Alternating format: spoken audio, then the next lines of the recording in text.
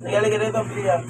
Mapagpalang araw po, nandito na naman po tayo sa Barangay 105, Sony, District 1. Tondo, Manila. Not Balot. Galing na ako sa Balot pala eh. Ngayon, nandito tayo sa 105 sa tahanan ni Brother Hardy, Sister Kim, upang ang salita ng Panginoon Diyos ay ating dadalhin po sa kanila. Gumagamit tayong Biblia, ang salita ng Diyos, Bible.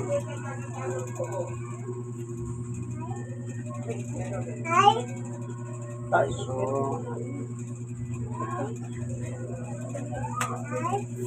bago tayo magpapatuloy sa pag-aaral, tayo muna pasandali ang lalapit sa Panginoong Diyos upang siya sa atin maggabay. Kasi nga, kung patungkol sa kanyang salita ang ating babasahin, Panginoon Diyos, aming Ama na makapangyarihan sa lahat. Minsan pa, samahan mo po kami sa aming pagbubulay ng iyong salita. Buksan ang puso at kaisipan ng bawat isa, gayon dito ang mga nanonood ng video ito,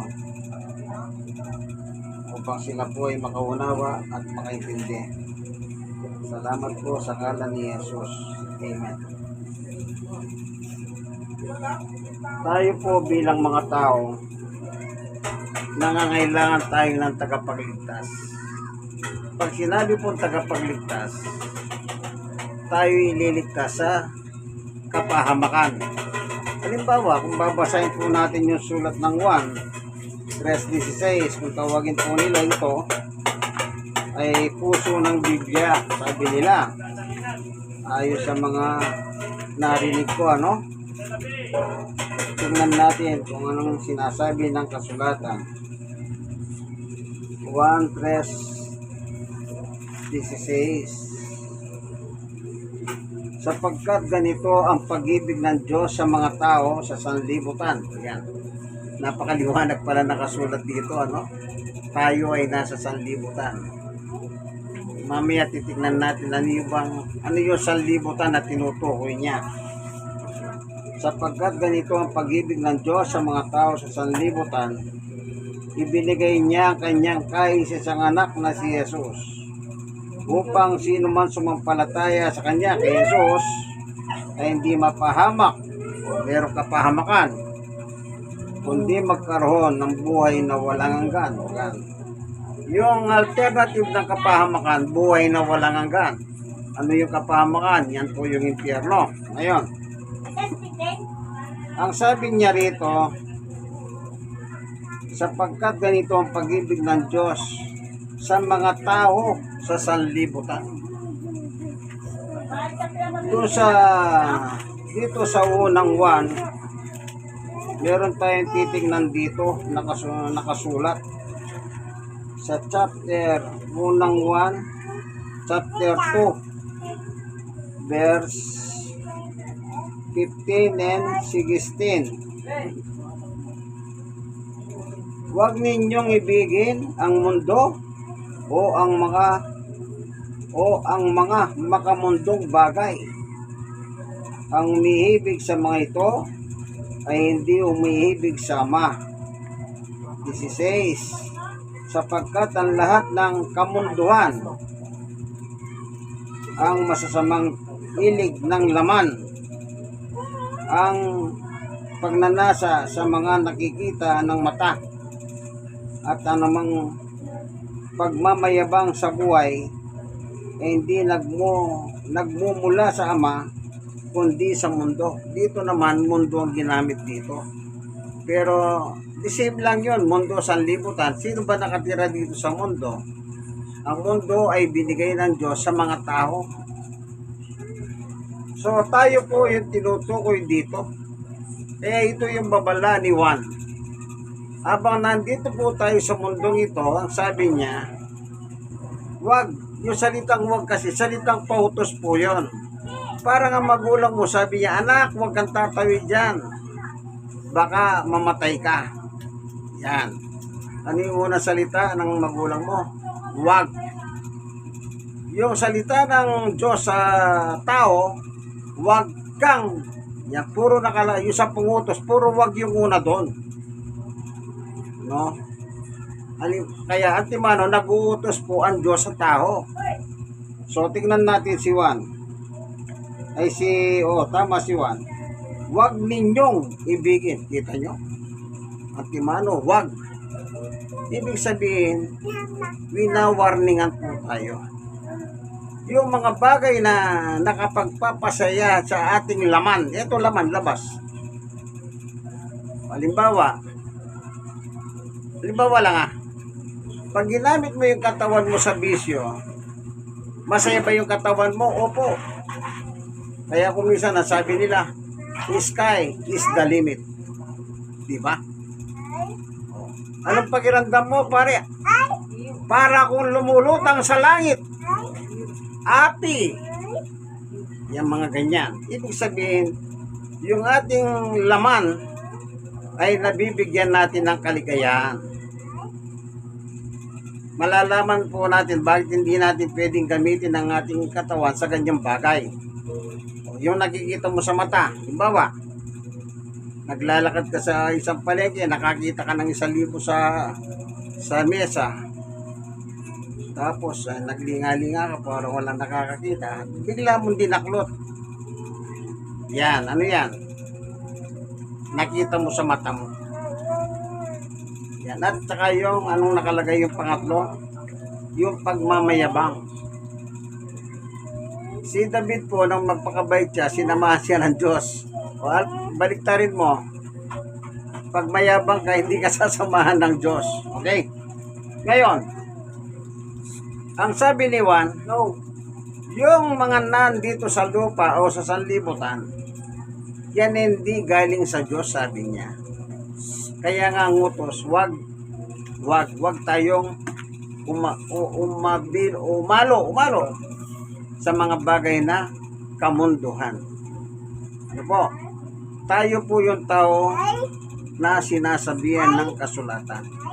Kasi kapag minahal mo yung mga bagay dito sa lupa, ito yung sinasabi niyang mapapahamak yung kapahamakan.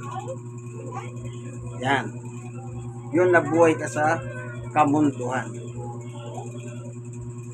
Ngayon, ang sabi rito sa unang 1, chapter 5 pa rin, ang sabi niya sa 19, ang buong mundo ay nasa ilalim ng kapangyarihan ng dyablo. Ibig sabihin, kapag yung sinabi ng ni Juan na huwag kang makikihalubilo sa ganyan, bisyo, ganyan, at nakikihabilo ka, ibig sabihin, isa ka sa mga kinakasangkapan ng dyablo. Doon sa Efeso, sinabi ni Apostol Pablo, ganito naman ang nakalagay, chapter 2, verse 1 and 2. Noong una, itinuring kayo ng Diyos na mga patay dahil sa inyong pagsuway at mga kasalanan. Kapag nilabag mo yung salitang wag, antimano po kasalanan na yun. Bawa, sabi ng Diyos, wag kang papatay. Ibig sabihin, kahit anong ranggo mo sa lipunan, hindi ka basta pwedeng pumatay. Huwag mong gagamitin yung karapatan mo. Hindi ganun po yun. Bagamat po sa militaryo, sa pulis, ang batas dyan, hanggat hindi ka binabarilan, sabi nila huwag mong babaril. At kung babarilin mo man yung tao, huwag mo siyang patayin. Kung maaari, barilin mo sa paha, para hindi siya makatakbo. Pero yung iba po, total, nandito na, tutuluyan na yan. Huwag naman. Kasi lahat naman tayo may karapatan sa buhay ng tao. Okay? Kaya sabi ni Pablo, nung unay itinuring kayo ng Diyos na mga patay dahil sa inyong pagsuway at mga kasalanan. Yan palang katumbas ng kasalanan is kamatayan. Bakit sila patay? Namuhay kayong gaya ng mga taong makamundo. Yan palang nabubuhay sa makamundong bagay, kaibigan. Mga patay na pala yan sa paningin ng Diyos. Pero buhay sila. Pero ibig sabihin ng patay dyan, iwalay po sa Diyos. Kumbaga, wala kang Diyos sa buhay. Kaya wala kang kaligtasan. Oh. Namuhay kayong gaya ng mga taong makamundo sa payunohon ng kapangyarihan ni Satanas, ang ari ng mga espiritong naghahari sa mundo. Si Satanas pala naghahari dito sa mundo. Tama yung sinabi na Juan. Ang mundo natin ay nasa ilalim ng kapangyarihan ni Satanas. Kaya gusto mo magbago, hirap na hirap kang magbago. Kasi nga, nandito ka pa sa mundo na kung saan ang nagpapatakbo pala ay walang iba kundi si Satanas. Alam niyo ba yung mga pagka may piyesta, yung naglararong ganyan, yung may sinulid, ano ba ang tawag doon? Ginaganyan niya, may kamay pa. Papit. Para tayong ganyan. Ginaganyan lang ni Satanas yung kamay niya, tayo naman, sumusunod tayo sa kumpas ng kanyang kamay. Yan ang sinasabi ni Pablo. Ulitin natin ha. Namuhay kayo. O yan, namuhay. Ibig sabihin, buhay mo eh. Buhay mo ito. Oh. Ng mga taong makamundo. Yan ang buhay mo pala dito sa ibabaw ng lupa. Sabi ni Juan, huwag mong ibigin. Ibig sabihin, huwag kang makikisalamuha yung katawan mo sa bisyo. Parang ganun po yun. Huwag mong gamitin ang katawan mo sa bisyo. Tingnan natin yung sulat ni Apostol Pablo sa unang Korinto 6:19 at 20. Ang sabi niya ay ganito.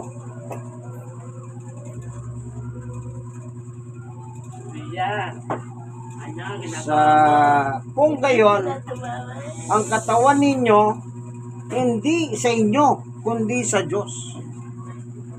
Kanino daw ang katawan natin? Sa Diyos. Kaya gamitin ninyo ang inyong katawan sa parahang ikapuri ng Diyos. Yun pala.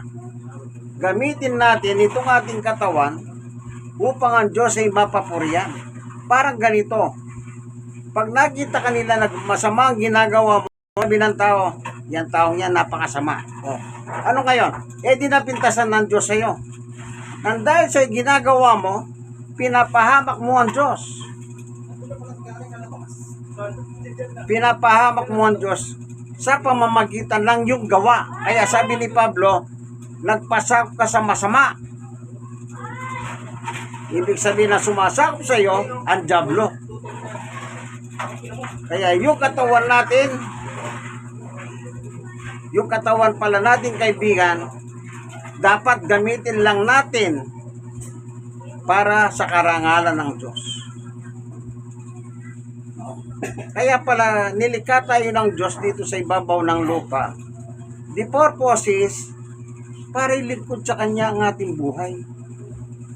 Ipaglingkod natin sa Kanya ang ating buhay. Kasi siya naman ang may-ari. Sabi niya rito eh. Ang inyong katawan di niyo paghahari. Sabi ni Pablo. Oh. Kapag ginamit ng katawan mo sa munduhan, anong sabi niya? Para! Nagalaw ka, nag-aaral, whatever ginagawa mo, Diyos patay, kaibigan. Ayun. Inaantay mo na ang execute. Pero kung magbaga, magsisik ka. Sabi mo ang Diyos, isuko mong buhay. Yung execution, iinto yun. Pero pag nabubuhay ka sa kasalanan, kaya sabi ng mga darating ang araw, mamamatay din niya. So, hindi naglaho, patay nga. Patay ka sa espiritu at ka pa ng literal. Kasi nga, nabuhay ka sa karangan sa iyo ang kaibigan. So, matay ulit pagkakubuhay ang tima sa ng pagdurusa. Kagaya nung para ng Panginoon may puloy. So, sila matay at mayaman mo tayo magpakain sa mahirap. Anong naman niya? Mga Abraham, pwede ba? Papuntahin mo dito si Pulubi, Lazaro. Magdala ng kahit konting tubig lang sa kanyang daliri, idaw daw sa aking dila. At malamigan naman ang aking katawan dahil naghahalab ako sa apoy na ito. Kaya pagkamatay mo nabubuhay ka sa kamunduhan, yung sinabi ni Jesus sa kanyang parabola sa Lucas chapter 16, yung Pulubi at Lazaro, yun ang magiging kagaya ng buhay mo, kaibigan. Pero nasaan ka? Apoy ng pagdurusa. Kumbaga, sa ibang salin, ang nakalagay dyan sa English, Hell. Ang ibig sabihin ng Hell, impyerno. Ibig sabihin, talagang mararanasan mo na ang impyerno. Kaya hanggat nabubuhay po tayo dito sa ibabaw ng lupa, ano lang ang dapat nating gawin?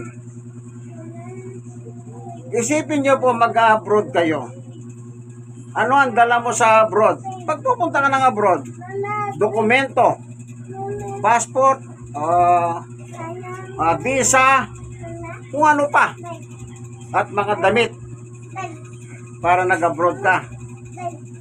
Yan ay pinaghahandaan po yan. Hindi yan, ay gusto kong mag-abroad para bang napakadali, lilipad ka doon. Hindi. Kung paano naghanda ka, kung sakaling papasok ang OFW, dapat maging ang buhay po natin dito sa lupa. Ihanda na natin sa ating ikalawang buhay, yung eternal life.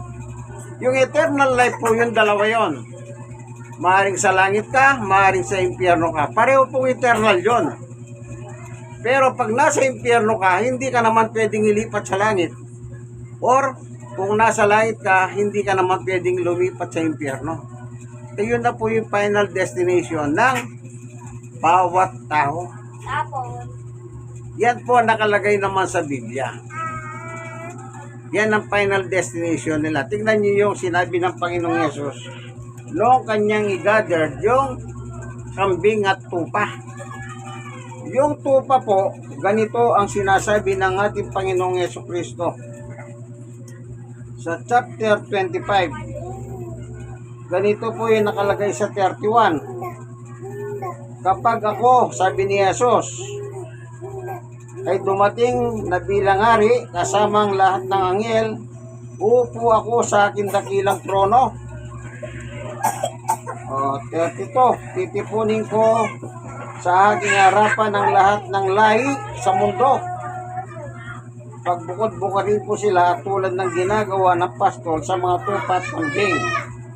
33, ang mga tupa na walang iba kundi ang matutuwid ay ilalagay ko sa aking kanan, at ang kambing na walang iba kundi ang masama ay ilalagay ko sa aking kaliwa. 34, pagkatapos siya sabihin ko sa kanila bilang hari sa mga tao na sa aking kanan, ali kayo, kayong mga pinagpala ng aking ama, manahin ninyo ang kahariang inihanda para sa inyo mula pa ng likhain ng mundo. So, yung masunuri sa Diyos, habang nabubuhay po sila, pagdating po ng ang uling pag-uhukom, nakalagay dito, anong sabi ni Jesus? Pupunta kayo sa langit.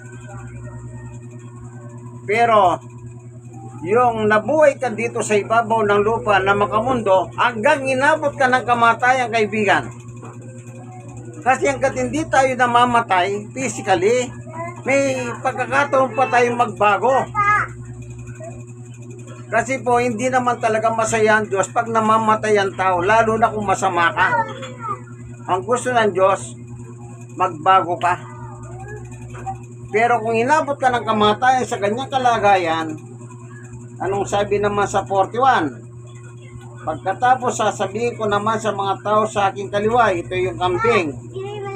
Lumayo kayo sa akin, kayong mga sinumpa ng Diyos. Nakasumpa pala kaibigan, pag hindi tayo gugusto sa gusto ng Diyos, nakasumpa tayo. Yung sa Colosas 3:17, 3:13 yata, sabi ni Pablo, ang tao ay nasa sumpa ng kasalanan. Tingnan natin 3:13. Kung saan ang sinabi ni Pablo ay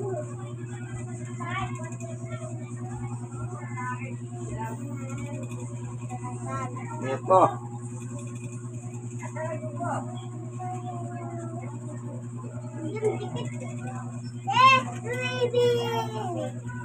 Iba pala yung nakalagay dito sa magandang balita o yung English version, iba yun. Ang sabi ron, tinubos tayo sa sumpa ng kasalanan ng ating Panginoong Yesus. Yun po yung nakalagay doon. Dito naman iba pala yan ang nakalagay. Ang nakalagay dito, magpasisyahan kayo at magpatawaran kung may nanakit kayo sa isa't isa dahil pinatawad kayo ng Panginoon. Yan. Yan po yung sinasabi ko. Pinatawad tayo, tinubos tayo sa ilalim ng sumpa ng kasalanan. Tayo po ay nakasumpa. Pag namatay tayo, nabubuhay tayo sa kamunduhan, kaibigan. Tandaan po ninyo yan. Kaya pagdating ng araw, pag namatay ka na, kaibigan, hindi ka na po may lilipat pa. Kaya kahit anong gawin pong dasal sa kaluluwa mo, kahit ilang beses pang banggitin ang pangalan mo, wala na po kasi nagbalik ka na po sa lupa na pinanggalingan mo. Kaya na sinabi ng Diyos kay Adan, diyan ka nagmula, diyan ka rin babalik. Kaya tayo mga tao po, winawarningan ng Diyos. Yung salitang wag na po ipagpilitan ang gusto natin. Alam nyo, meron pang binanggit si Pablo dyan sa 1:22, anong binabanggit ni Pablo? Sa 1:22 ng Roma, nagmamarunong sila, pero lumitaw na sila yung mga mangma. Pagdating po sa Diyos, wag po tayong magmamarunong. Kasi unang-una, lahat tayong magagawa, mas marunong ang Diyos sa lahat. Gaya lang tayo ng, nilikha lang tayo sa lupa sa lupa tayo babalik. Doon sa Kawikaan, meron nakalagay din para lang tayo basurang winawalis ng Diyos, parang alikabok nakalagay doon na winawalis. Ganon lang po tayo. Sabi ni San Pedro, ang tao itinulad sa damo. Ang baba, yung damo dinapakan lang ng paa ng tao. Kaya yung buhay natin binigay ng Diyos, yung lakas natin binigay ng Diyos, yung lahat ng meron tayo bigay ng Diyos yan.